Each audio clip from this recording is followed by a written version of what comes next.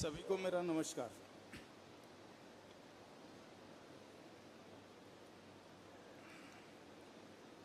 गौ महाकुंभ और इसमें पधारे हुए सभी गौ भक्तगण,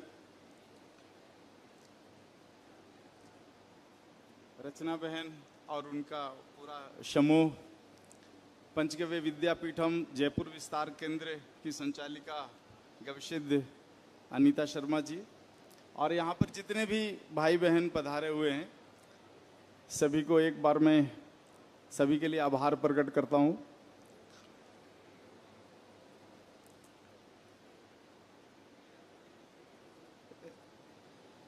मैं कई विषयों पर आपसे संवाद करना चाहूँगा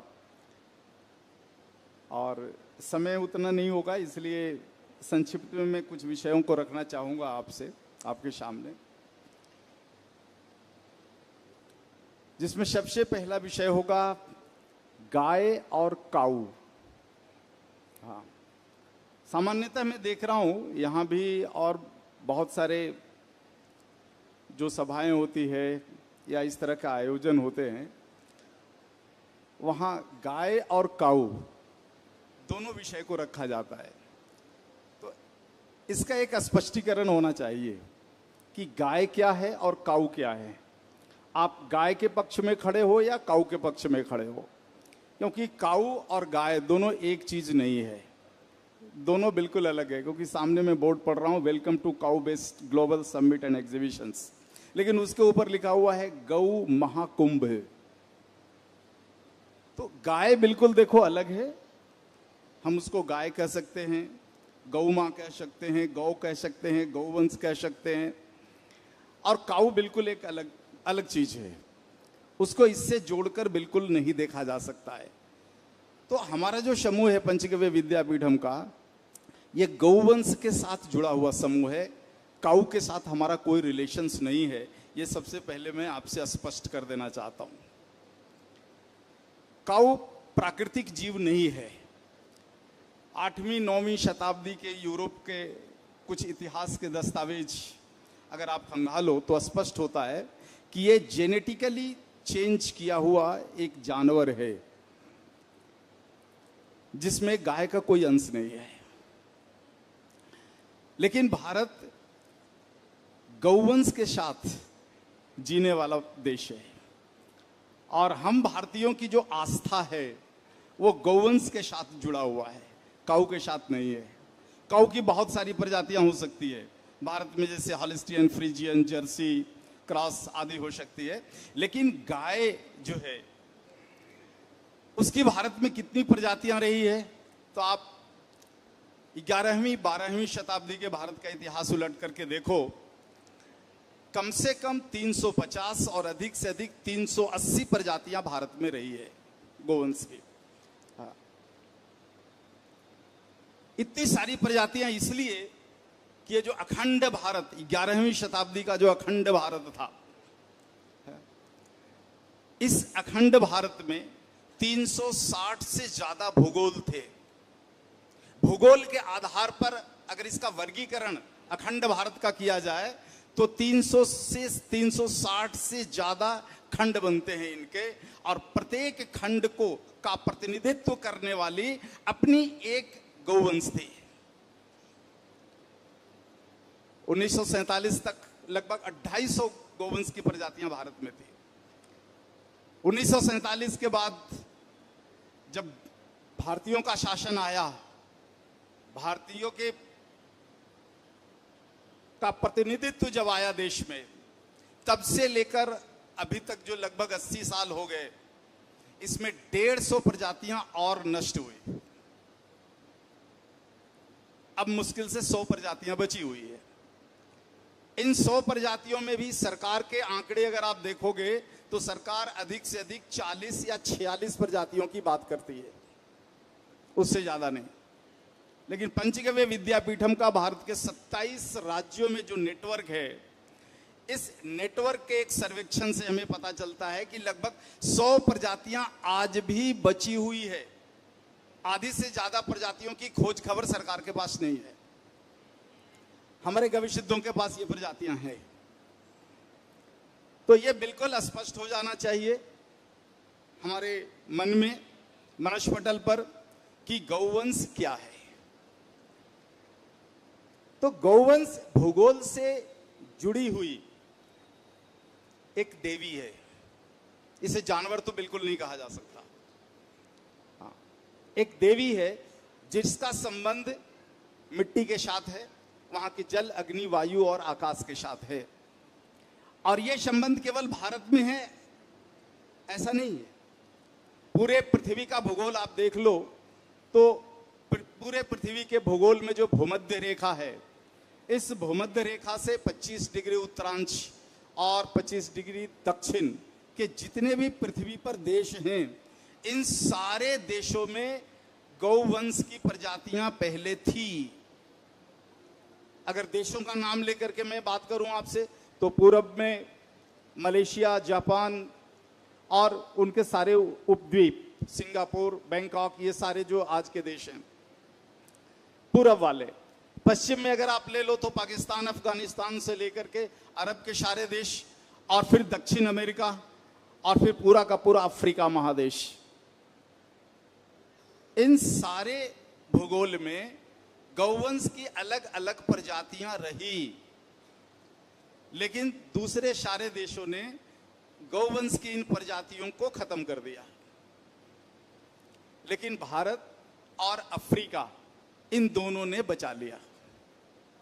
शायद अफ्रीका में इसलिए बच गया क्योंकि वहां वनवासी बहुत ज्यादा है, जिनकी दिनचर्या में इसकी जरूरत होती है, और दूसरा घने जंगल हैं जिसके कारण बच गया अफ्रीका में। अब भारत की बात करें तो भारत में गाय की जो भी प्रजातियां यहां पर बची, उसका मूल आधार मैं धर्म समझता हूं। हमारे पूर्वजों ने इसको धर्म से जोड़ा, धर्म का स्तंभ बताया, और भारतीय समाज में मां का दर्जा दिया। इस कारण से यहां बच गई। बचते बचते समय के साथ आज मुश्किल से 100 प्रजातियां बची हुई है। इन 100 प्रजातियों की जनसंख्या पर यदि मैं बात करूं तो सरकार कहती है 14 करोड़ है, लेकिन हमारा जो नेटवर्क, गविसिद्धों का नेटवर्क है, 9000 गविसिद्धों का पूरे भारत में नेटवर्क है हमारा, और हमारे नेटवर्क का प्रतिवर्ष सर्वेक्षण चलते रहता है। इस सर्वेक्षण के आधार पर मैं बात करूं तो कुल 4 करोड़ गौवंश है भारत में। हमारी आबादी 140 करोड़ मनुष्य की आबादी, और गौवंश की आबादी 4 करोड़। 1947 का भारत उठाकर देखो आप, मनुष्य की आबादी 32 करोड़ और गौवंश की आबादी 34 करोड़। ये अंतर हुआ है। तो 1947 का भारत और 2024 का भारत, इस बीच में गौ हत्याएं कितनी हुई है, गौ के साथ अत्याचार कितना हुआ है, आप इस आंकड़े से सहज अनुमान लगा सकते हो कि जहां 1947 में हमारी आबादी 32 करोड़ और गाय की आबादी 34 करोड़, यानी एक भारतीय पर एक गाय का गणित था 1947। आज हम चाहे जितना भी दंभ भर लें कि हम गौ भक्त हो गए जी, गाय की रक्षा करते हैं जी, लेकिन हकीकत तो ये है कि हमारी आबादी 140 करोड़ पहुंची है और गाय की आबादी घट करके 4 करोड़ पहुंची है। 10 साल पहले का अगर आंकड़ा देख लो तो भारतीय गौवंश की आबादी मात्र 2 करोड़ थी। अभी जो वर्तमान की जो सरकारें हैं, इन सरकारों ने कुछ अच्छे काम किए जिसके कारण गौवंश की संख्या बढ़ी।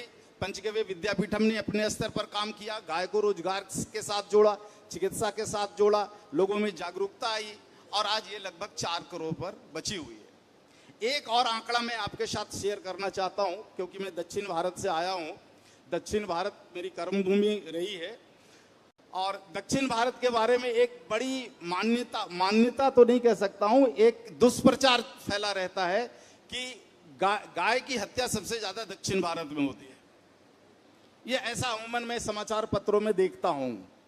तो यहां पर आपको एक स्पष्टीकरण कर देना चाहता हूं।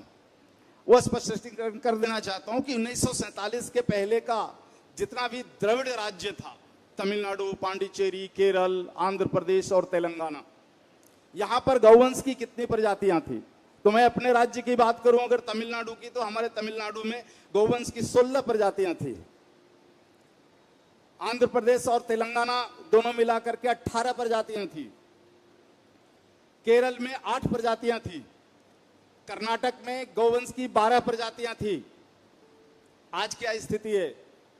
आज स्थिति यह है कि हमारे यहाँ तमिलनाडु की 16 प्रजातियों में आज भी 16 प्रजातियां हैं। नागौरी और राठी छोड़ करके 5 प्रजातियां खत्म हो चुकी है, नामो निशान नहीं है आपके पास। यदि मैं गुजरात की बात करूं, गुजरात 16 प्रजातियों वाला राज्य था, माफ करना 12 प्रजातियों वाला राज्य था। आज उनके पास क्या बचा हुआ है? कांकरेज, गिर के अलावा कोई प्रजाति का नाम भी नहीं जानते आप। यह सत्य है कि दक्षिण भारत में गौवंश की संख्याएं कम हुई है, लेकिन कम से कम हमने अपने सारे मूल प्रजातियों को बचा करके रखा है। लेकिन यहां के बहुत सारे राज्यों में गौवंश की संख्या तो अधिक है, लेकिन मूल प्रजातियों को खोया है। फिर से इसको कैसे प्राप्त किया जा सकता है पता नहीं, इस पर काम करना पड़ेगा। लेकिन जहां तक मेरी दृष्टि जाती है केंद्र सरकार की और राज्य सरकार की, कोई भी राज्य सरकारों की गतिविधियों में गौवंश की खत्म हुई प्रजातियों के पुनः स्थापना की बात नहीं होती। यहां तक कि राज्य सरकार के जो सरकारी आंकड़े हैं या उनके जो अधिकारी हैं, उनके जो डिपार्टमेंट है, वहां तो पुरानी प्रजातियों के नाम तक नहीं मुझे मिलते। तो अब यहां पर एक बड़ा प्रश्न ये उठता है कि आखिर इतनी सारी प्रजातियों का संवर्धन क्यों करना? कोई एक प्रजाति ही रहना? संवर्धन इसलिए करना क्योंकि ये जो मानव विकास की जो दौड़ चल रही है, अंधी दौड़ जो चल रही है, डिस्ट्रक्टिव साइंस का जो दौड़ चल रहा है, ये दौड़ कहां लेकर के जाएगा? हमें प्रलय की ओर लेकर के जाएगा। और जाएगा नहीं, अब तो प्रलय हमारी आंखों के सामने दिखता है। गौवंश से जुड़े हुए जितने भी शास्त्र हैं, इन शास्त्रों को उठाकर देखो, खंगालो, तो आपको लगेगा 5 प्रकार के प्रलय पृथ्वी पर आने वाले हैं। पहला प्रलय भूमि प्रलय, जिसका स्वरूप भूकंप है, और इसके अलावा और भी कई चीजें हैं। दूसरा जो प्रलय सामने दिखता है वो जल प्रलय दिखता है। अभी वर्षा ऋतु है, जल प्रलय के बहुत सारे समाचार और वीडियो क्लिप्स आपने देखा ही होगा, छोटे छोटे। ऐसा बड़ा जल प्रलय। इसके बाद अग्निमान 52 डिग्री से ऊपर चला गया, तो ये अग्नि प्रलय है। और वायु प्रलय, जहां बहुत तेज तूफान है ना, सुनामी, ये सारी चीजें आती है। और एक अंतिम प्रलय है, वह है आकाशीय तत्व के बिगड़ने का प्रलय, आकाशीय प्रलय। आकाशीय प्रलय में क्या होता है कि मनुष्य का चित्त बिगड़ जाता है। हाँ, चित्त विकृत हो जाता है, और चित्त का विकृत होने से मनुष्य को मारने लगता है। ये 5 प्रकार के प्रलय पृथ्वी पर सामने दिख रहा है। कारण यही है कि हम विकास की दौड़ में अपनी मिट्टी का प्रदूषण, जल का प्रदूषण, अग्नि का प्रदूषण, वायु का प्रदूषण और आकाश का प्रदूषण कर रहे हैं, अंधाधुंध कर रहे हैं। और इसके शुद्धिकरण के लिए कोई भी व्यवस्था नहीं खड़ी कर पा रहे हैं। सरकारों के पास, वैज्ञानिकों के पास कोई ऐसा टेक्नोलॉजी नहीं है, कोई ऐसा रॉकेट साइंस नहीं है कि वो सॉइल प्यूरिफिकेशन कर सके। मिट्टी का शुद्धिकरण करने का कोई तंत्र आपने डेवलप नहीं किया। चंद्रमा पर जाने की बात करते हो, मंगल पर जाने की बात करते हो, लेकिन अपनी मिट्टी के शुद्धिकरण की बात नहीं आप करते। धरती पर स्थित जो 68% जो जल तत्व है, उसके शुद्धिकरण की बात नहीं करते आप। अग्नि के शुद्धिकरण की बात नहीं होती आपके पास, वायु के शुद्धिकरण की बात नहीं होती आपके पास, और आकाश के शुद्धिकरण की तो सोच भी नहीं है आपके पास। अगर इन 5 तत्वों का शुद्धिकरण नहीं हुआ, प्रलय सामने है। अपना घर पृथ्वी को बचाने की चिंता करो, चंद्रमा और मंगल को बाद में देख लेंगे, ऐसी सोच नहीं आती। अपना घर, अपनी पृथ्वी 5 प्रलय के प्रलय में डूबने वाला है, खत्म होने वाला है, इसकी सोच नहीं है विज्ञान के पास। लेकिन मंगल और चंद्रमा पर जाकर घर बसाने की बात हो रही है, शायद बस भी पाए, पता नहीं। लेकिन जो निश्चित है उसको छोड़कर अनिश्चित की ओर जाने का ये पूरा का पूरा विज्ञान तैयार है हमारे सामने खड़ा हुआ। तो आखिर इस पृथ्वी को कौन बचाएगा? इस पांचों प्रकार के प्रलय से कौन बचाएगा? है टेक्नोलॉजी किसी साइंटिस्ट के पास है, कोई साइंस ग्रुप के पास है, किसी देश की सरकार के पास है? आपको निराशा मिलेगी। लेकिन यहीं पर भारत में एक आशा की किरण है, और वो है गाय। गौवंश यदि बच गई तो पृथ्वी पांचों प्रलय से बच जाएगा। गाय से क्या लाभ होगा, हानि होगा, बाद में सोच लेना। पहले तो ये सोचो कि पृथ्वी बचे कैसे इस 5 प्रकार के प्रलय से। तो गाय के अलावा आपके पास कोई रास्ता नहीं है, हमारे पास कोई रास्ता नहीं है। मिट्टी का प्यूरिफिकेशन दुनिया का कोई रॉकेट साइंस नहीं कर सकता।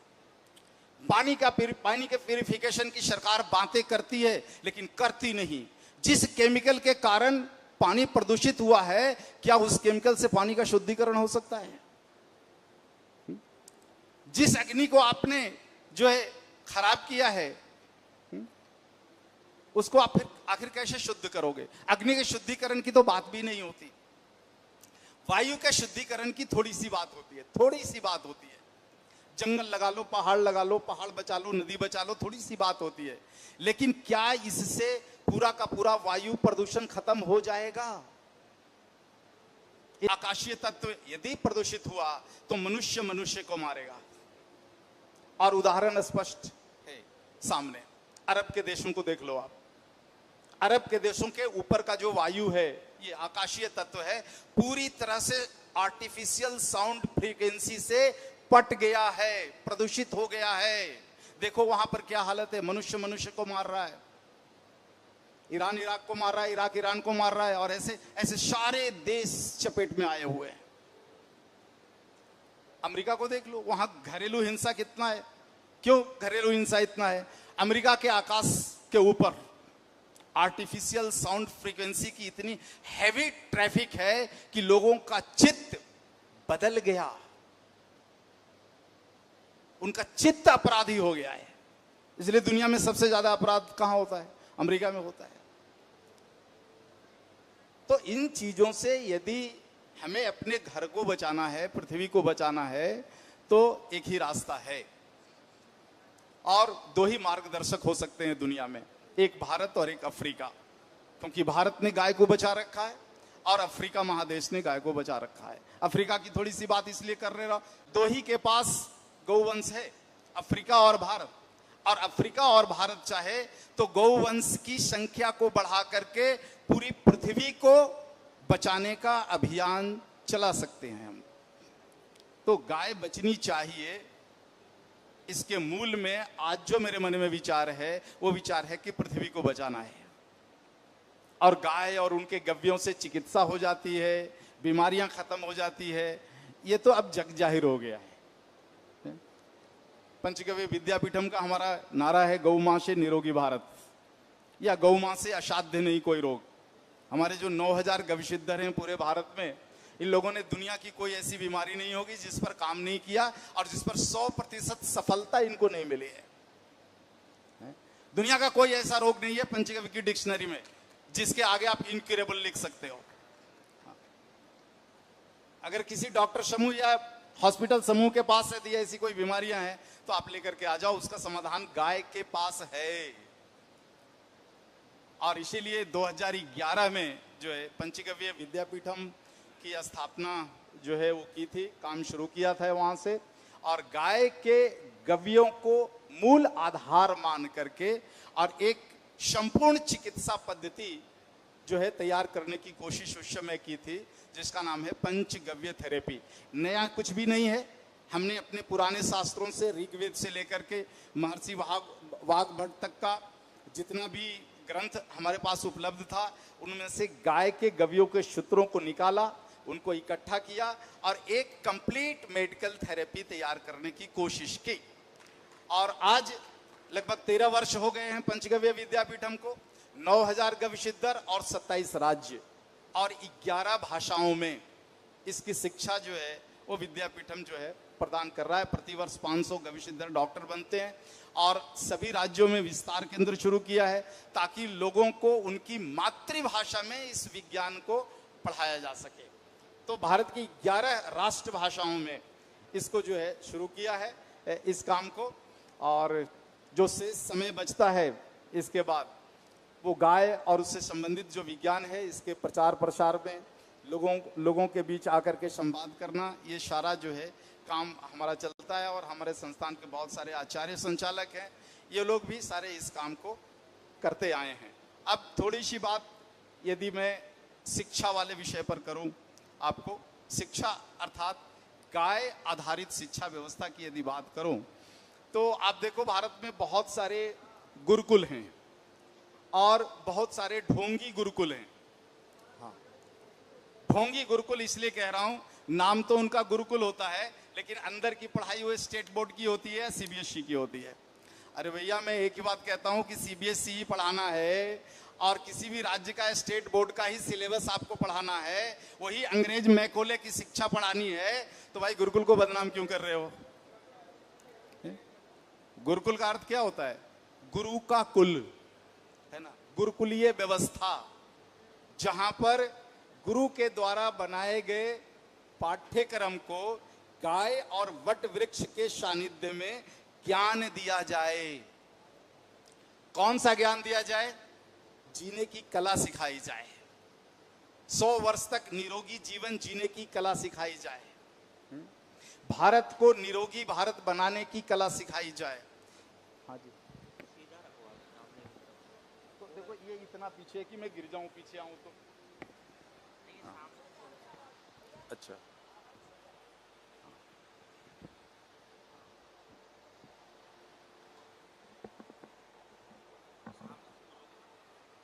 अरे पीछे जगह नहीं, मैं आ जाऊं तो।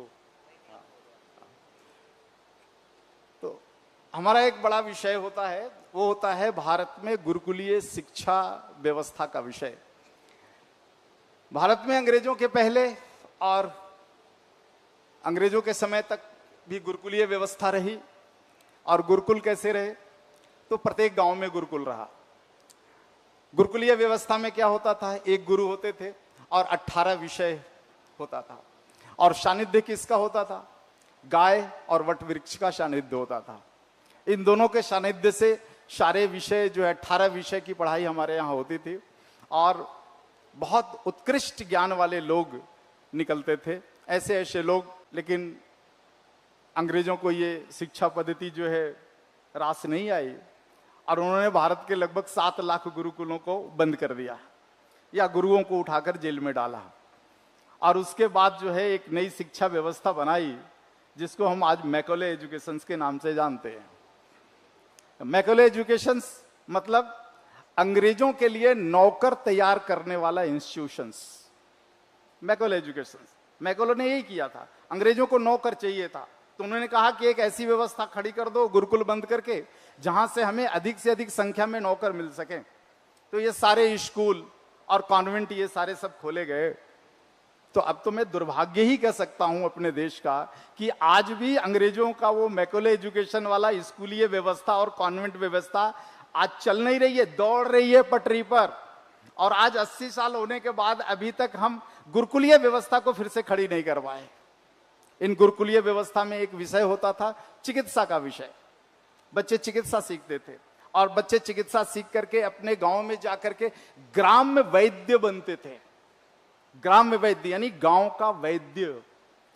और ग्राम्य वैद्य की इतनी अच्छी परिकल्पना और इतनी अच्छी व्यवस्था थी कि इस देश में कोई भी बड़ा हॉस्पिटल खोलने की जरूरत नहीं पड़ी। बात है कि कोई बीमार पड़े तो हॉस्पिटल की जरूरत है, और यदि कोई व्यक्ति बीमार ही नहीं पड़ता है तो इस देश में हॉस्पिटल की क्या आवश्यकता है। अंग्रेजों ने इसको उल्टा कहा कि भारत अनपढ़ गंवार का देश है जहां पर हॉस्पिटल नहीं है। वो गधे नहीं थे, गधे हम थे जो उनकी बातों को समझ लिए कि हाँ जी, सच में हमारे देश में तो हॉस्पिटल ही नहीं है। भैया हॉस्पिटल तो तब जब लोग बीमार हों। वहीं पर एक अंग्रेज कहता है कि यह भारत देश दुनिया का अद्भुत देश है जहां पर कोई बीमार नहीं है गंभीर रूप से, कोई अनपढ़ नहीं है, कोई गरीब नहीं है। तो जिस देश में गरीबी नहीं है, जिस देश में कोई अनपढ़ नहीं है, जिस देश में कोई बीमार नहीं है, वहां स्कूल का क्या रोल, हॉस्पिटल का क्या रोल साहब? तो हमारे यहां जो पुरानी व्यवस्था थी, पुराना तंत्र था, इस तंत्र को स्वतंत्रता के बाद पुनः खड़ी करने की जरूरत थी। ऐसा नहीं हुआ, इसलिए कभी कभी बड़ा संशय होता है स्वतंत्र भारत कहने में हमें, क्योंकि हमारा कोई भी तंत्र तो स्वतंत्र दिखता नहीं, तो हम स्वतंत्र भारत कैसे कहें? बड़ी गिलानी होती है स्वतंत्र भारत कहने में। तो मेरा जो निवेदन है आप सभी लोगों से, वही निवेदन है कि अपने तंत्र की ओर देखो, और जब अपने तंत्र की ओर देखोगे तभी हम अपने घर को बचा सकते हैं। और घर को बचाने का एक ही रास्ता है, वो रास्ता है गाय। अब यहां पर एक प्रश्न आपका उठेगा कि गाय ही क्यों साहब? बहुत बड़ी बड़ी स्पेस एजेंसियां हैं जिन्होंने तो मंगल पर जाने की पूरी तैयारी कर ली है। भाई मंगल पर जब जाना है तब जाना, जब तक हो तब तक अपने घर को तो बचाओ। तो घर को बचाने के लिए जिन 5 महाभूतों का शुद्धिकरण करना है, जिन 5 कंपाउंड एलिमेंट से पृथ्वी बनी है उसका शुद्धिकरण करना है, इसको शुद्धि करने का टेक्निक क्यों नहीं डेवलप करते आप? तो एक पंक्ति में मैं स्पष्ट कह सकता हूं कि मॉडर्न साइंस की औकात नहीं है कि इन 5 कंपाउंड एलिमेंट के शुद्धिकरण करने का कोई तंत्र बना ले।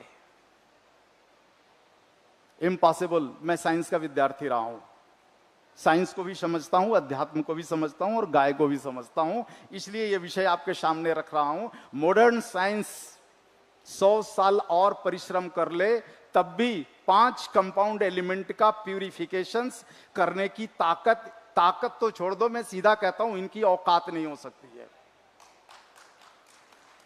यह ताकत प्रकृति ने केवल और केवल दिया है गोवंश को।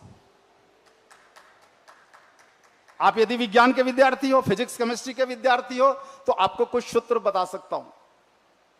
आपके यहां जयपुर में, अब तो नहीं लेकिन 4-5 साल पहले आया था, तो जयपुर की सड़कों पर बहुत सारी गायें और नंदी घूमते हुए मिल जाती थी। अब तो इस बार मैं देख रहा हूं कि सड़कों पर कोई गाय नहीं है और कोई नंदी नहीं है। शायद आपके यहां के सब्जी मंडी में होगी।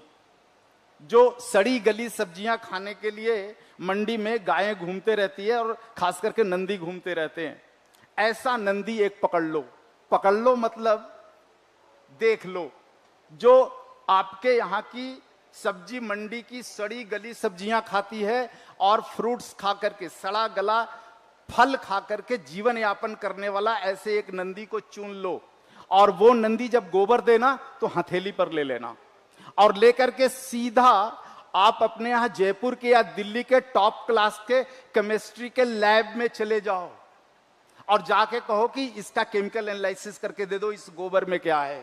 तब आपको पता चलेगा कि ये गौवंश है क्या। गौवंश चाहे दुनिया की सड़ी गली वस्तु खा ले, उसके पेट में पचेगा, बाहर निकलेगा गोबर बन के तो शुद्ध मिट्टी तत्व बन करके निकलेगा।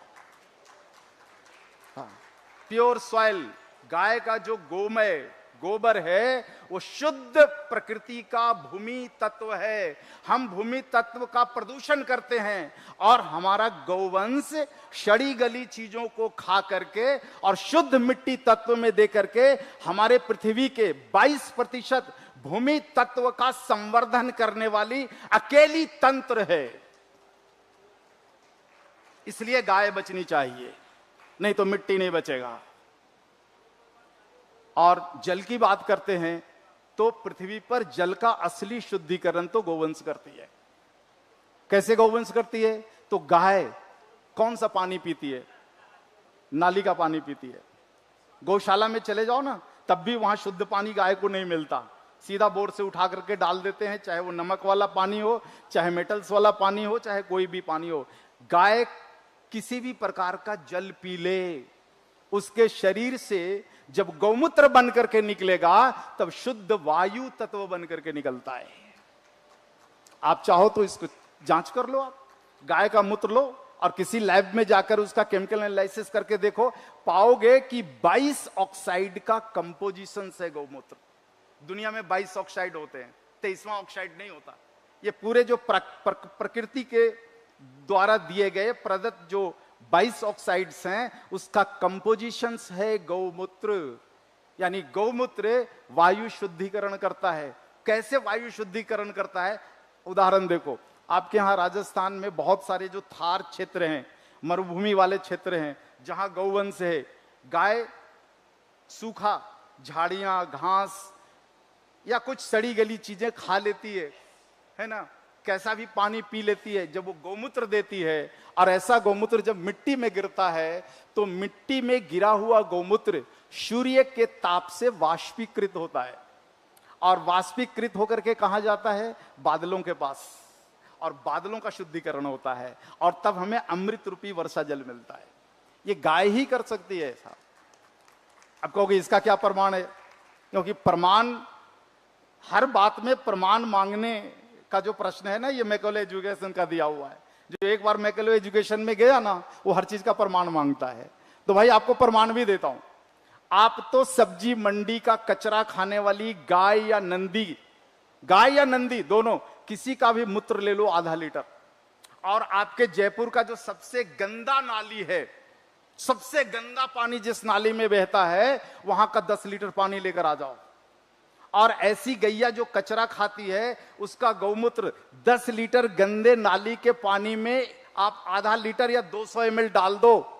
24 घंटे के बाद उसका पानी पीना, पानी जो है पीने लायक हो जाएगा। रंग नहीं बदल सकता, गंध नहीं बदल सकता, लेकिन रसायन शास्त्र के हिसाब से, केमिस्ट्री के हिसाब से उसका पीएच 7.2 से ज्यादा होगा। हमारे शरीर का पीएच कितना होता है? 7.2। नाली के पानी का पीएच कितना होता है? 3 to 5। आप 3 to 5 पीएच वाले में गौमूत्र को डाल करके 24 घंटे के बाद उसकी जांच कर लो, उसका पीएच 9 के बराबर हो जाता है। यानी हमारे शरीर से भी ज्यादा एल्कलाइन हो जाता है। यह प्रमाण है। गाय क्या कर सकती है? अभी जितना भी अग्नि प्रदूषण जो हो रहा है पूरी दुनिया में, हमारी सरकारों के पास तो अभी तक सोच भी नहीं आई है कि अग्नि प्रदूषण से क्या खराबी हो रहा है, किस प्रकार से अग्नि रूपी प्रलय इस धरती पर आने वाला है, और किस प्रकार से हमें अग्नि का शुद्धिकरण करना चाहिए। अग्नि के शुद्धिकरण पर सरकारें क्या परोस रही है? एलपीजी, मतलब क्या? एसिटिलीन या मीथेन, CH4 या C2H2, आधा कार्बन आधा हाइड्रोजन, और क्या कह रहे हैं कि हम अग्नि का शुद्धिकरण कर रहे हैं, वायु का शुद्धिकरण कर रहे हैं। कार्बन से वायु का शुद्धिकरण नहीं हो सकता, ना अग्नि का शुद्धिकरण हो सकता है। तो शास्त्रों को टटोलो आप। शास्त्र क्या कहते हैं? शास्त्र कहते हैं कि इस धरती पर मात्र गाय है जो अग्नि का शुद्धिकरण कर सकती है, केवल गाय, और कोई नहीं कर सकता। क्यों गाय कर सकती है? क्योंकि गाय हमें अग्नि देती है, अग्नि रूपी घृत देती है। ये जो घी है ना, इसका केमिकल एनालिसिस करो, दुनिया का best quality biotic liquid hydrogen है। ये लिक्विड हाइड्रोजन, सूरज में क्या जलता है? हाइड्रोजन जलता है, जिससे सूर्य के प्रकाश आते हैं। तो सूर्य में जैसा प्राकृतिक हाइड्रोजन जलता है, यही प्राकृतिक हाइड्रोजन गाय के दूध से बने हुए घृत है। घृत प्योर हाइड्रोजन है, जिस हाइड्रोजन को आपको लिक्विड पर लाने में माइनस कितना डिग्री टेम्परेचर जाना पड़ेगा, वो गाय एटमॉस्फेरिक टेम्परेचर पर लिक्विड हाइड्रोजन दे देती है। और हाइड्रोजन जलता है तो कभी प्रदूषण नहीं होता। इसलिए हाइड्रोजन रूपी घृत को जब आप दीपक में जलाते हो, और तब उससे जो लौ निकलता है, वो लौ होता है अल्ट्रा वायलेट किरणें। और ऐसा किरण पूरे सौर्यमंडल में केवल सूर्य के पास है। तो गाय मात्र ऐसी है, ऐसी देवी है जो अग्नि का शुद्धिकरण करने में सक्षम है। इसके अलावा कहीं आप चले जाओ, कोई दुनिया का रॉकेट साइंस अग्नि का शुद्धिकरण नहीं कर सकता है। कोई दुनिया का रॉकेट साइंस प्राकृतिक रूप से हाइड्रोजन नहीं दे सकता जो गाय देती है। और इसी प्रकार से गाय जो है जल का शुद्धिकरण करती है। गाय क्या देती है? क्षीर, जिसको हम दूध कहते हैं, वो क्षीर देती है। दूध तो किसी का भी हो सकता है, आपके यहां ऊंट का भी दूध हो सकता है, लेकिन गाय के दूध की विशेष उपमा है क्षीर। और क्षीर क्या है? क्षीर में 84% शुद्ध जल तत्व है। शुद्ध जल तत्व, शुद्ध जल तत्व कहां मिलेगा आपको? शायद गंगोत्री में भी ना मिले, प्रदूषण इतना फैल चुका है। लेकिन यदि आपको शुद्ध जल चाहिए तो आप अपनी गाय का दूध ले लो, उसका वाष्पीकरण कर दो, वाष्पीकरण करके उसका 84% जलीय अंश को अलग कर लो। ये सृष्टि का शुद्ध जल है, हाँ, शुद्ध जल है ये। तो गाय ही एक है जो शुद्ध जल देती है। और रही बात आकाशीय तत्व का, तो आकाशीय तत्व पर तो अभी वैज्ञानिकों की सोच भी नहीं आई है कि इतना ज्यादा जो आर्टिफिशियल साउंड फ्रीक्वेंसी हम पैदा कर रहे हैं, हवाई जहाज उड़ा करके, रेलगाड़ी चला करके और दुनिया भर के यंत्र चला करके, आखिर ये साउंड फ्रीक्वेंसी अंततः जाकर के टिकेगा कहां और ये बिगाड़ेगा क्या? तो ये बिगाड़ता है हमारी चेतना को। और हमारी चेतना जब बिगड़ती है तो हम में एक बीमारी आती है, जिस बीमारी को कहते हैं पागलपन। एक ऐसा पागलपन जिसमें मनुष्य मनुष्य को मारता है। और जिन जिन देशों के ऊपर छत बिगड़ गया है, यानी जिन देशों में सबसे ज्यादा आर्टिफिशियल साउंड बन रहा है, वहां देख लो आप, वहां मनुष्य मनुष्य को मारने वाली घटनाएं कितना ज्यादा घट रही है। तो इसको कैसे रोक लोगे आप? तो कौन रोकेगा इसको? केवल गाय ही रोक सकती है। गाय जो ध्वनि पैदा करती है, ये अद्भुत, दुनिया का अद्भुत ध्वनि तरंगे हैं जो सारे आर्टिफिशियल साउंड फ्रीक्वेंसी को न्यूट्रलाइज्ड कर देती है। इसलिए जिस धरती पर जितना ज्यादा गौवंश है, उस धरती पर उतना ज्यादा शांति है। मनुष्य मनुष्य को मारने की प्रवृत्ति उतना कम है। तो यदि पूरी धरती से गौवंश को समाप्त कर दिया गया तो क्या होने वाला है? मिट्टी नहीं बचेगा, जल नहीं बचेगा, अग्नि नहीं बचेगी, वायु खत्म हो जाएगा और आकाशीय तत्व खत्म हुआ तो मनुष्य मनुष्य को मार करके ही एक नया प्रलय का उदाहरण खड़ा करेगा। तो गाय बचनी चाहिए इसलिए क्योंकि धरती को बचाना है। यतो गावस्ततो वयम, अथर्ववेद कहते हैं, यतो गावस्ततो वयम। इस धरती पर मनुष्य की संस्कृति इसलिए है क्योंकि धरती पर गौवंश है। गौवंश खत्म हुआ, मनुष्य की संस्कृति खत्म हो जाने वाला है। तो गाय से संबंधित बहुत सारी चीजें हैं। एक सूत्र मैं रखूंगा और यदि समय होगा तो और किसी विषय पर बात करूंगा। एक गाय का सूत्र है, सूक्त है, जिसको हम गौ नमस्कार कहते हैं। इस गौ नमस्कार में गाय की संपूर्ण परिभाषा है। तो मैं चाहता हूं कि आपको गाय की संपूर्ण परिभाषा बता दूं क्या है। तो सूत्र है, नमो गोव्य श्रीमतीभ्य सौरभ्यैव च, नमो ब्रह्म सुताभ्यश्च पवित्राभ्यो नमो नमः। सर्विकाम दूधे देवी सर्वतीर्थाभिषेचिनी, पावनी सुरभि श्रेष्ठे देवी तुभ्यम नमो नमः। नमो गोव्य है, अर्थात इस सूक्त का क्या अर्थ है? नमो गोव्य है, सारा गौवंश नमन करने के योग्य है। अब सारा गौवंश में क्या आ गया? नंदी आ गया, गाय आ गई, गाय की जो 100 प्रजातियां भारत में बची हुई है सारी प्रजातियां आ गई, गाय के बछड़े आ गए, बछड़ियां आ गई, सभी नमन करने के योग्य हैं। और नमन कैसा होना चाहिए? श्रीमतीभ्य, जैसे हम अपनी माँ को नमन करते हैं, हम अपनी माँ को जैसे आदर करते हैं, जैसे हम अपनी माँ को सम्मान देते हैं श्रीमती बोल करके। हमारे यहाँ दक्षिण भारत में तिरुमती बोलते, तिरुमती बोल करके, आपके यहाँ श्रीमती बोल करके कहते हैं। तो श्रीमती वाला आदर मिलना चाहिए गौवंश को, इसलिए कहा नमो गोव्य श्रीमतीभ्य। और इतना आदर क्यों मिलना चाहिए गौवंश को? इसलिए मिलना चाहिए क्योंकि सौरभ्यैव च, ये गाय कोई दूसरी नहीं है, सूर्य की प्रतिनिधि है। हाँ, जैसे सूर्य है वैसी गाय है। सूर्य को साक्षात सामने आके नमन नहीं कर सकते तो गोवंश को नमन कर लो, सूर्य को नमन के बराबर है, क्योंकि सूर्य के द्वारा भेजी गई साक्षात प्रतिनिधि है। इसलिए क्या क्या सौरभ्य एव च नमो ब्रह्म सुताभ्यश्च। और जो ब्रह्म ऊर्जा पूरे पृथ्वी पर, जिस ब्रह्म ऊर्जा ने सृष्टि की स्थापना की है, उस ब्रह्म ऊर्जा की ये पुत्रियां हैं। इसलिए क्या कहा सौरभ्य एव च नमो ब्रह्म सुताभ्यश्च। ये ब्रह्मा की पुत्रियां हैं। ब्रह्मा कौन? वही जिस ऊर्जा ने सृष्टि की स्थापना की है, उस ऊर्जा की ये साक्षात पुत्रियां हैं। ये 84 लाख जो योनियां हैं, ये साक्षात नहीं है, ये सूर्य रूपी तारे के विस्फोट से निकले हुए ऊर्जा कण रूपी आत्मा ने शरीर धारण किया हुआ जीव है।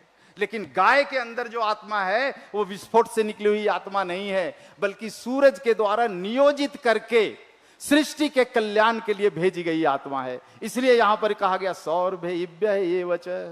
यह सूरज की प्रतिनिधि है, साक्षात सूरज है। साक्षात सूरज का छोटा अंश है, छोटा स्वरूप है, सरल रूप में है, शीतल रूप में है और सुंदर रूप में है। इसलिए कहा सौरभ्य एव च नमो ब्रह्म सुताभ्यश्च पवित्राभ्यो नमो नमः। इसलिए गाय पवित्र है और इसलिए गाय को बार बार हमें नमन करना चाहिए। और हमारे लिए क्या फायदा देती है गाय? सर्वे काम दूधे देवी। ये देवी है, जानवर नहीं है, जीव नहीं है, ये देवी है। सर्वे काम दूधे देवी, मनुष्य के सारे काम को कर देने वाली देवी है। मनुष्य का कौन सा काम? जो मनुष्य नहीं कर सकता, जो काम मनुष्य नहीं कर सकता, उस काम को करने वाली देवी है। मनुष्य क्या काम नहीं कर सकता? मनुष्य मिट्टी का शुद्धिकरण नहीं कर सकता, मनुष्य जल का शुद्धिकरण नहीं कर सकता, अग्नि का शुद्धिकरण नहीं कर सकता, वायु का शुद्धिकरण नहीं कर सकता, आकाशीय तत्वों का शुद्धिकरण मनुष्य नहीं कर सकता। इसलिए मनुष्य जिन पांचों महाभूतों को प्रदूषित कर रहा है, लेकिन उसके शुद्धिकरण का काम नहीं कर सकता, यह काम मनुष्य के बदले गाय कर देती है। इसलिए कहा सर्व काम दूधे देवी। सृष्टि का यही श्रेष्ठ कार्य है, पंच महाभूतों का शुद्धिकरण करना, जो मनुष्य के वश का रोग नहीं है, वो गाय ही कर सकती है। इसलिए सर्व काम दूधे देवी सर्व तीर्थाभिषेचनी। और मनुष्य को यदि दुनिया के सारे तीर्थों का फल चाहिए तो गोवंश की शरण में चले जाओ, तीर्थाटन करने की जरूरत नहीं है। सारे तीर्थों के पुण्य को आपकी गृहस्थी में सहज रूप में लाकर रखने की ताकत रखती है गाय। इसलिए कहा सर्व तीर्थाभिषेचनी पावनी शुरभि श्रेष्ठे देवी तुभ्यम नमो नमः। इसलिए गाय को हम नमन करते हैं, क्योंकि वो पवित्र है, सुरभि है, श्रेष्ठ है और देवी है।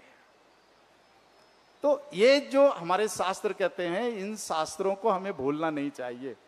ये गौवंश है तभी तक ये धरती है, और गौवंश से रोजगार खड़ा करना और ये खड़ा करना, वो तो मैं समझता हूँ कि बहुत छोटे छोटे काम हैं जो मनुष्य को अपनी आवश्यकताओं के अनुसार से करना चाहिए।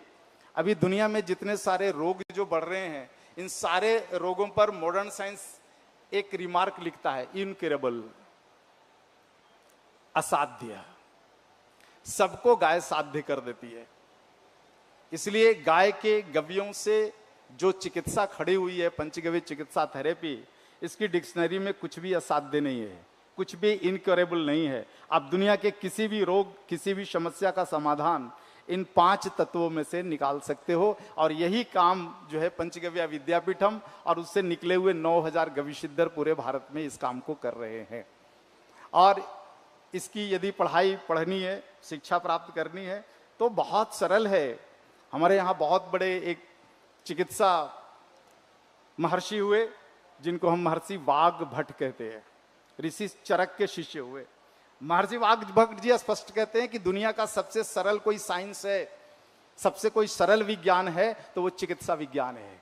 क्योंकि मनुष्य जो अपना शरीर है, इसी प्रकार के शरीर की चिकित्सा करता है। इसलिए सबसे कम समय में समझ बनाने वाला विज्ञान है।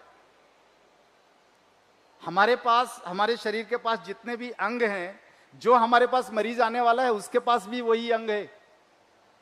इसलिए कहते हैं कि 2 बात सीख लो, शरीर को जान लो और भोजन को पहचान लो। इसके आगे चिकित्सा विज्ञान कुछ होता ही नहीं। शरीर को जान लो कि शरीर कैसा है, शरीर के एक एक अंगों का काम क्या है, उनकी क्रियाएं क्या है, और उन अंगों का हमारे समाज में भोजन व्यवस्था के साथ क्या संबंध है। तो भोजन को जान लीजिए और शरीर को पहचान लीजिए, इतना तो है चिकित्सा शास्त्र। और मात्र जो है वो हम लोग चिकित्सा शास्त्र में यही सिखाते हैं कि हमारा शरीर कैसा है, शरीर के अंग कैसे हैं, शरीर की क्रियाएं कैसे हैं, और इन अंगों का हमारे जीवन में, हमारी संस्कृति में, हमारे धर्म में, हमारे देश में, हमारे भूगोल में कौन कौन से खाद्य पदार्थों के साथ संबंध है और गव्यों के साथ क्या संबंध है। गव्य यदि शुद्ध भूमि तत्व है तो हमारे शरीर में भी 22% भूमि तत्व है। तो हमारे शरीर के बिगड़े हुए भूमि तत्व की चिकित्सा अकेले गोबर से हो सकता है, गोमय से होता है। हमारे शरीर में 68% जल तत्व है और गाय के पास जल तत्व है, तो गाय के जल तत्व से हमारे शरीर के 68% रोगों की चिकित्सा संभव है, क्योंकि गाय शुद्ध जल देती है और शुद्ध जल के अभाव में ही हमारे शरीर का 68% हिस्सा बीमार पड़ता है, जो जल तत्व वाला हिस्सा है। हमारे शरीर में 6% अग्नि तत्व है, तो शुद्ध अग्नि कहाँ मिलता है, गाय के पास मिलता है। तो गाय के उस शुद्ध अग्नि से हम अपने शरीर के अग्नि तत्व की चिकित्सा कर सकते हैं, ऐसे ही वायु तत्व की चिकित्सा कर सकते हैं, और ऐसे ही आकाशीय तत्व की चिकित्सा कर सकते हैं। इस शरीर में 7वां और 6ठा और है कौन? ये 5 ही तो महाभूत हैं दिखने वाला शरीर में, और इसके बाद जो चीजें हैं वो अलग चीजें हैं जिसको हम विद्युतीय शरीर कहते हैं, और फिर तीसरा है आत्मा। तो यदि आप विद्युतीय शरीर की चिकित्सा छोड़ दो, आत्मा की चिकित्सा छोड़ दो, और जैसे मॉडर्न साइंस भौतिक शरीर पर, दृश्य वाले शरीर पर केवल काम करता है, वैसे ही भी देखो तो गाय के ये 5 गव्य अद्भुत हैं जो हमारे आपके शरीर के किसी भी व्याधि को नष्ट करने में, क्षय करने में सक्षम है। मात्र हमें पहचानने और समझने की जरूरत है। तो इसमें कितना समय लगता है भैया? 5.5 साल लगता है क्या इसको समझने में? 5.5 साल नहीं लगता है। इसलिए विद्यापीठम जो है वो 1 वर्ष का एक डिप्लोमा कोर्स चलाता है और फिर कई वर्षों तक चिकित्सा का अभ्यास कराता है। चिकित्सा अभ्यास का विषय है, पढ़ने का ज्यादा विषय नहीं है। तो आप में से अगर किसी को लगता है कि ये पंचगव्य चिकित्सा विज्ञान, गाय के विज्ञान को यदि पढ़ना है, तो पूरे भारत के सभी राज्यों में आपको हमारे विस्तार केंद्र मिल जाएंगे, जो आपको आपकी मातृभाषा में इस विज्ञान को बड़ी सरलता के साथ आपको पढ़ा देंगे। समय नहीं है तो ऑनलाइन कोर्सेज भी हमारे यहाँ चलता है। हाँ, ऑनलाइन चलता है, वैश्विक कोर्स, विश्व का कोई भी व्यक्ति ज्वाइन कर सकता है। अंग्रेजी को छोड़कर लगभग भारत की सभी भाषाओं में इस काम को शुरू किया है हमने, है? तो आप सरल रूप से इसको सीख सकते हो अपने लिए, अपने परिवार के लिए, अपने समाज के लिए। और यदि आप प्रोफेशनल बनना चाहते हो तब भी उसके लिए जुगाड़ है, तो आपको लीगल लाइसेंस इस पर मिल सके और आप एक प्रोफेशनल क्लिनिक अपने गांव में, अपने जिला में खोल करके, और लोगों को ये जितने भी इनक्यूरेबल डिजीज है ना, इन सबसे उनको मुक्त करा सकते हो। तो ये सारी व्यवस्था देखो गौ माता ने की है। तमिलनाडु में एक जिला है जिसका नाम है कांचीपुरम, जहाँ का मैं हूँ, और इसी कांचीपुरम में पंचगव्य विद्यापीठम जो है ग्रामीण गुरुकुलीय विश्वविद्यालय है, जहाँ से ये सारी व्यवस्थाएं होती है, पढ़ाई होती है, चिकित्सा होती है।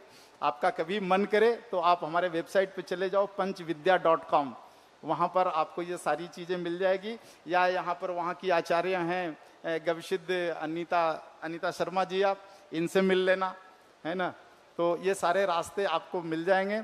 और मेरे उद्बोधन से, संवाद से यदि आपके मन में कोई शंका उत्पन्न हो गया या कोई डाउट है, कोई प्रश्न है, तो आप जरूर पूछ लो, मैं आपका इंतजार करता हूं। मेरा विषय गाय है, तो गाय से संबंधित कोई भी शंका हो तो आप उसका निराकरण कर लो। गौ माता ने मुझे जितना ज्ञान दिया है उस आधार पर मैं कोशिश करूंगा कि आपकी शंका का समाधान हो जाए। हाँ जी, बोलिए।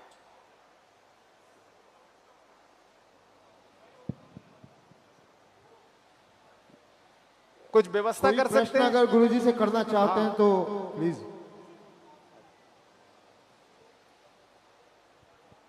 सर प्रणाम। हाँ जी। ये गोरोजन के बारे में पूछना था। बोलो तो मैं छोड़ दूं अभी यहीं पर। हाँ, आप कंटिन्यू रखो, 10 मिनट का बाद में 10 मिनट और कंटिन्यू कर लूं, ठीक है जी? हाँ बोलिए। सर ये इन गाय का रक्षा में गोरोचन का क्या महत्व है? बोलते उसका सनातन धर्म में हर रिचुअल्स में, पूजा में इस्तेमाल होता है गोरोचन। हाँ जी। सो उसका कैसे सॉल्यूशन है? हाँ देखो, वो सृष्टि का जो है सबसे संतुलित पदार्थ है, लेकिन हम पंचगव्य चिकित्सा विज्ञान में उसका उपयोग नहीं करते हैं। हम चिकित्सा विज्ञान में गाय से प्राप्त द्रव्यों का करते हैं, और गोरोचन द्रव्य से ऊपर है, तो हम द्रव्यों का करते हैं। तो कितने द्रव्य हैं? गाय से एक द्रव्य प्राप्त होता है जिसका नाम है गोमय, और गोमय से 5 तत्व बनते हैं। गोमय, गोमय कंडा, गोमय कंडा चूर्ण, गोमय कोल, गोमय भस्म और गोमय महाभस्म। और इन सभी का गुण धर्म अलग अलग है जिसका चिकित्सकीय उपयोग होता है। ऐसे ही गाय से हमें गोमूत्र प्राप्त होता है, तो गोमूत्र अकेले में एक औषधि है, गव्य है, गौमूत्रे धनवंतरी। लेकिन आप उसका रूपांतरण कर सकते हो गोमूत्र अर्क बनाकर, गोमूत्र घनवटी बनाकर। इन अर्क और घनवटी का किसी भी वनस्पति के साथ आप संयोजन कर सकते हो। आप ऐसे गौमूत्र का द्विबाष्पीकरण कर सकते हो, और जितना इसका स्टेप जाओगे आप, जितना भी प्रोसेस करोगे आप, इसकी प्रोसेस में क्वालिटी बढ़ती है। अब देखो मॉडर्न साइंस जो टिका हुआ है, रॉकेट पर जाने वाला साइंस जो टिका हुआ है, इसका मूल आधार क्या है? प्रोसेस लॉस की थ्योरी। प्रोसेस लॉस की थ्योरी पर आपको पूरा रॉकेट साइंस टिका हुआ है, पूरा दुनिया का साइंस टिका हुआ है। प्रोसेस लॉस थ्योरी कहता है कि किसी भी वस्तु को जब आप प्रोसेस करोगे तब उसमें एक लॉस होगा। जैसे 1 किलो गेहूं का आटा बना लिया तो 1 किलो आटा नहीं बनता, आपको 990 ग्राम बनता है। 50 ग्राम प्रोसेस लॉस की थ्योरी में खत्म हो जाता है। लेकिन गाय का कोई भी गव्य प्रोसेस लॉस की थ्योरी से बहुत ऊपर है। प्रोसेस लॉस नहीं होता, प्रोसेस के बाद इंक्रीज होती है।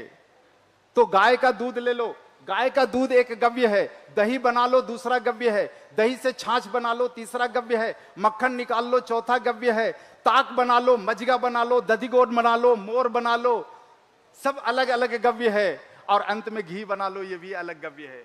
और जब कंपैरिजन करोगे तो दूध से अच्छा दही, दही से अच्छा छाछ, छाछ से अच्छा मक्खन, मक्खन से अच्छा घी। और गोमय में आ जाओ तो गोमय से अच्छा गोमय रस, गोमय रस से अच्छा गोमय गौरी, गोमय गौरी से अच्छा गोमय कोल, गोमय कोल से अच्छा गोमय भस्म, गोमय भस्म से अच्छा गोमय भस्म जल। आप किसी भी गव्य का जितना प्रोसेस कर लो क्वालिटी बढ़ता जाएगा। मॉडर्न साइंस क्या कहता है? नहीं, प्रोसेस करोगे लॉस होगा। तो मॉडर्न साइंस के थ्योरी से बहुत ऊपर गाय है। इसलिए गाय के किसी भी गव्य का केमिकल एनालिसिस करने का मौलिक अधिकार दुनिया के किसी भी केमिस्ट्री फिजिक्स के लेबोरेटरी के पास नहीं है।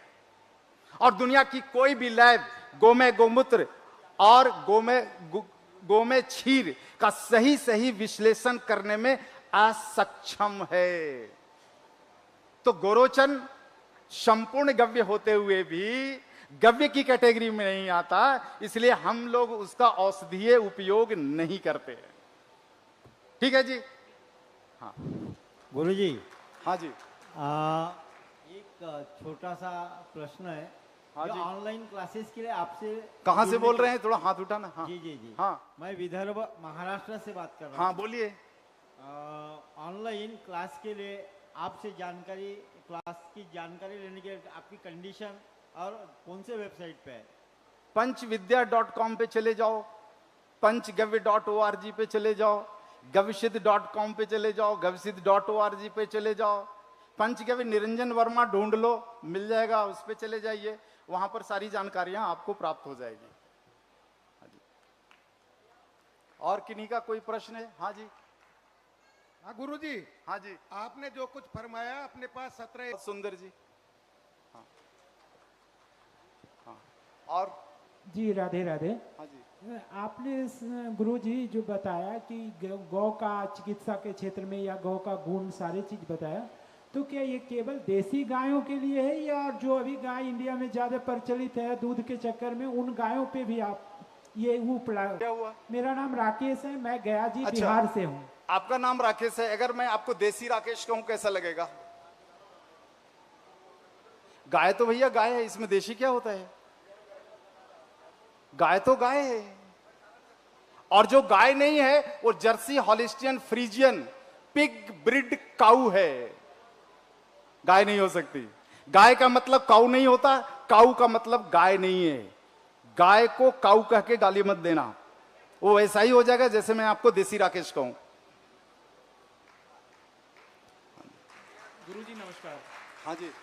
अभी आपने बताया था कि गौ के दूध से शुद्ध जल ले सकते हैं, तो वो तो बहुत ही कम मात्रा में होगा। कम मात्रा में है तो उसको अगर नॉर्मल पानी में मिलाएं तो उस जल को? बिल्कुल। देखो दूध कम है तो आपको बता दूं, दूध से अच्छा दही है, दही से अच्छा छाछ है। 1 लीटर, अगर आपकी गैया छोटी है और 1 लीटर दूध देती है तो 3 लीटर छाछ बनता है, और मैं समझता हूं 3 लीटर छाछ आपके संपूर्ण परिवार के लिए पर्याप्त है। छाछ की ताकत को पहचान लो। जो भोर ही मट्ठा पियत है, जीरा नमक मिलाए, बल बुद्धि बढ़त है, सब रोग जरी जाए। क्या चाहिए इस कलयुग में साहब आपको? ये चीज दूध से नहीं मिलेगा, ये मट्ठा से मिलेगा। मट्ठा से बल और बुद्धि दोनों का दाता मट्ठा है।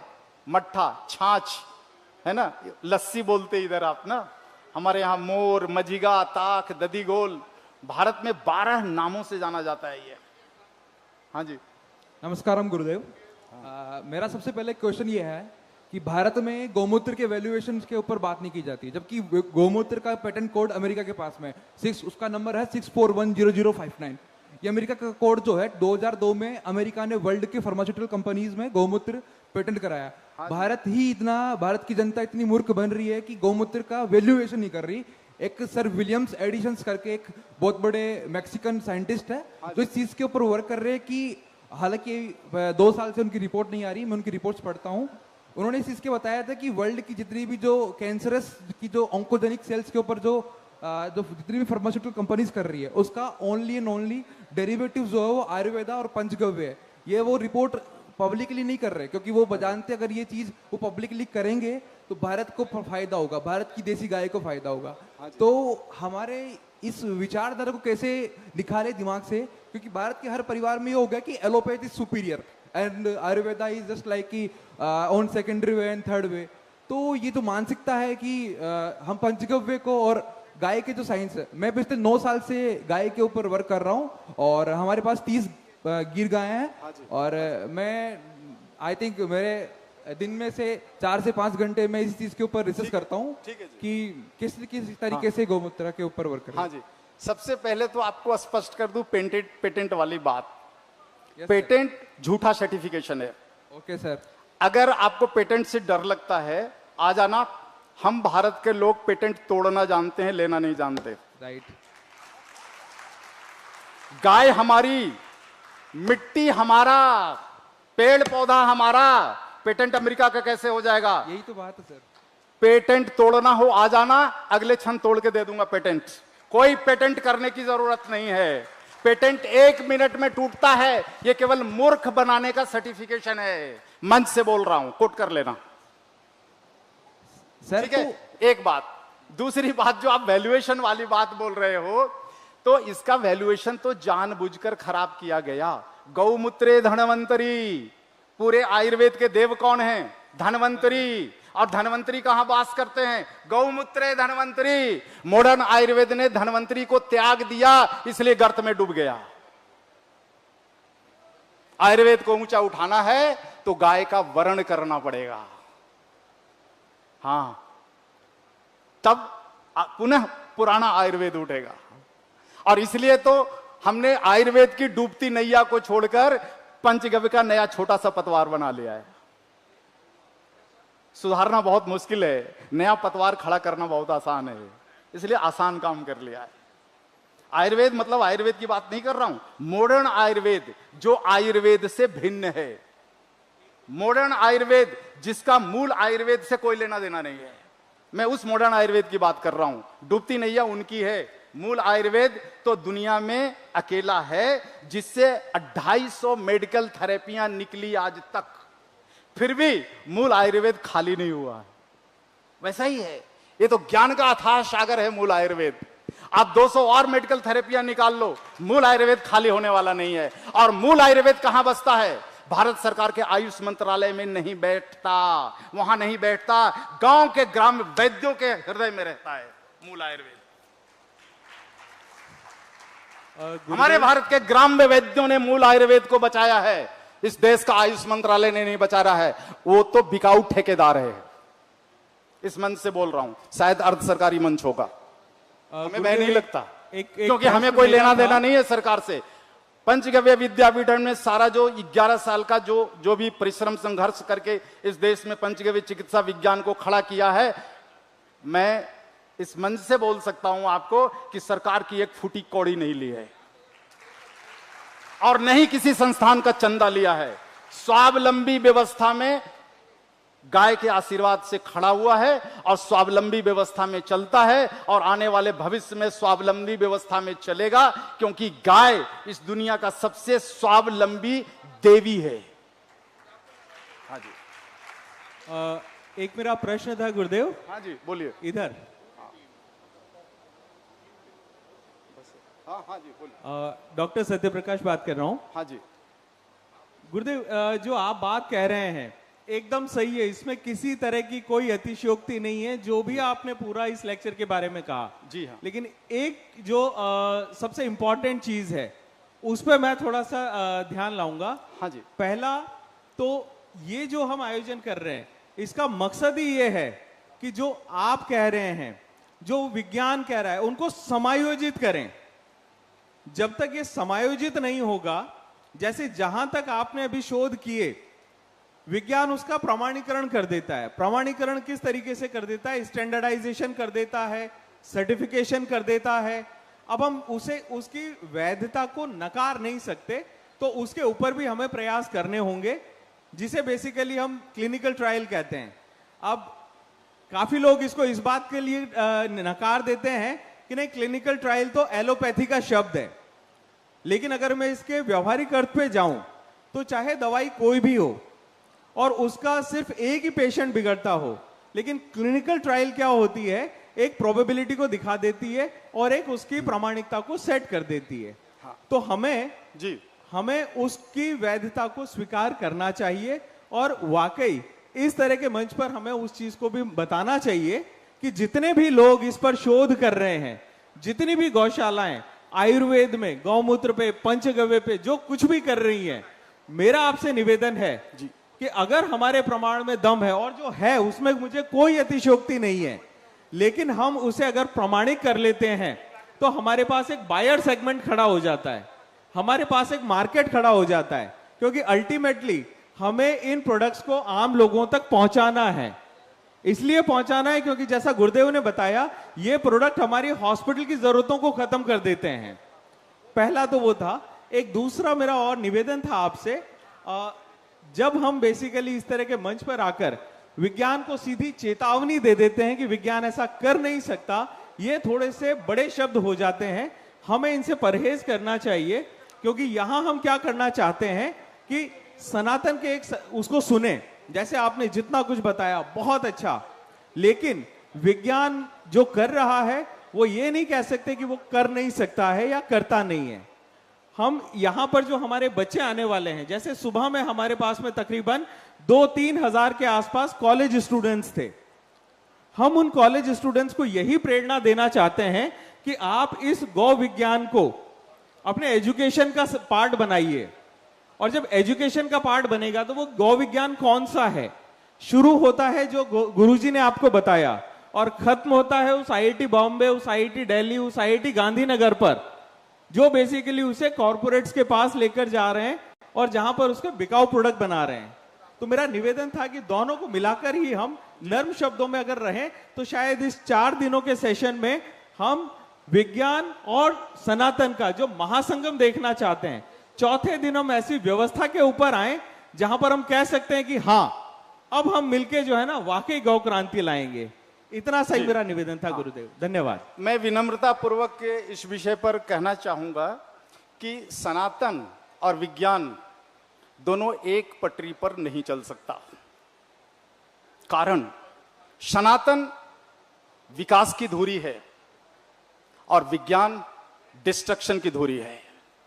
मॉडर्न साइंस ने जितना भी खोज किया है, अनुसंधान किया है, सब डिस्ट्रक्शन के लिए किया है, लेकिन सनातन निर्माण की बात करता है, कभी डिस्ट्रक्शन की बात नहीं करता। एक बात।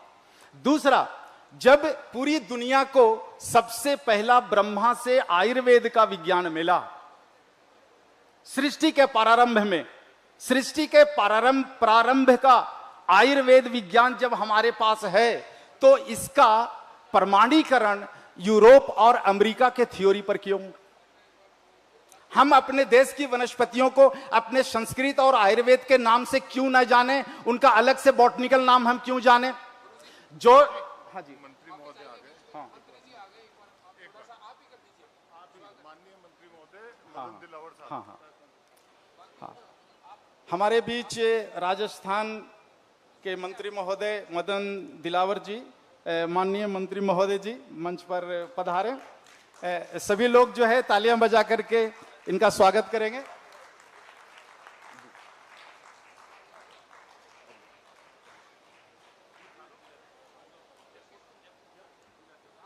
तो मैं कम से कम शब्दों में इन चीजों को समेट लेता हूं कि भारत का आयुर्वेद सृष्टि का सबसे पुराना विज्ञान है। तो आज पूरी दुनिया में हमारे विज्ञान के आधार पर सारे पैरामीटर क्यों नहीं खड़ा हो सकता? और डॉक्टर साहब, आपको एक बात कहना चाहूंगा कि 2017 में हमने गौमूत्र के बहुत सारे सैंपल को यहाँ के लेबोरेटरी में टेस्ट कराया, और टेस्ट कराने के बाद जो रिपोर्ट आई, उस रिपोर्ट में स्पष्ट लिखा हुआ है कि इसमें कुछ ऐसे तत्व हैं जो रसायन शास्त्र के पीरियोडिक टेबल से बाहर हैं।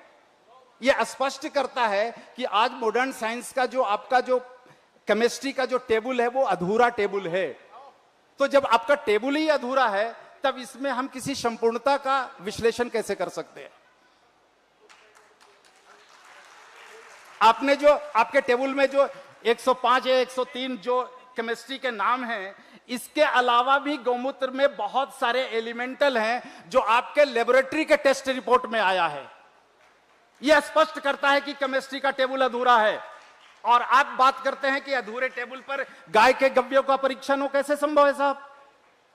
हम इन सारे परीक्षणों को और सारे पैरामीटर को भारत के पैरामीटर पर क्यों नहीं ला सकते? हम आयुर्वेद के पैरामीटर पर क्यों नहीं ला सकते? हमारे पास कौन से शास्त्र की कमी है? पूरी दुनिया को हमने चिकित्सा शास्त्र सिखाया। आयुर्वेद का एक सूत्र केवल opposite system into the body के ऊपर पूरा एलोपैथी साइंस खड़ा है। आयुर्वेद का एक सूत्र आपके एलोपैथी साइंस को खड़ा कर देता है। आयुर्वेद का एक सूत्र create similar symptom into the body एक होम्योपैथी सिस्टम को खड़ा कर देता है। आयुर्वेद ने पूरी दुनिया को 250 मेडिकल थेरेपी दिया, फिर भी हमारे भारत देश के लोगों को, विशेषकर यहाँ के माननीय नेताओं को यह नहीं लगता कि साइंस के सारे पैरामीटर को, चिकित्सा के सारे पैरामीटर को हम आयुर्वेद पर नहीं खड़ा कर सकते। तकलीफ और दर्द यही होता है कि जिस देश ने दुनिया को 250 मेडिकल थेरेपी दिया, आज वही देश कटोरा लेकर के ज्ञान के लिए दूसरे देशों के सामने खड़ा है।